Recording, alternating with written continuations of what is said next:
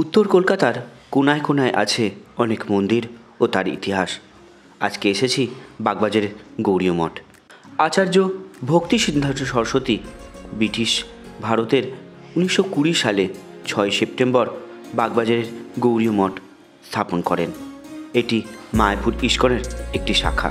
জানা যায় সেই সময় বৈষ্ণবরা লুপ্তপ্রায় হয়ে বসেছিল, তাই জন্য আচার্য নিজের দায়িত্ব নিয়ে হিন্দুদের আবার জাগ্রত করার জন্য এই মন্দির স্থাপন করেন। ভক্তিপূর্ণ এই রাধাগোবিন্দ মন্দিরের নাট মন্দিরে বসলে এবং কৃষ্ণ নাম শুনলে আপনার মন পবিত্র হয়ে যাবে।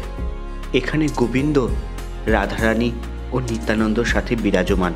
প্রতিদিন বহু ভক্তরা আসে গোবিন্দকে দর্শন করার জন্য। মন্দিরের সাথে আছে চৈতন্য মহাপ্রভুর বিশেষ মিউজিয়াম, যেখানে প্রবেশ মূল্য মাত্র 50 টাকা। মিউজিয়ামে আপনি দেখতে পাবেন চৈতন্যদেবের কিছু দুষ্প্রাপ্য জিনিস, আরও অনেক কিছু।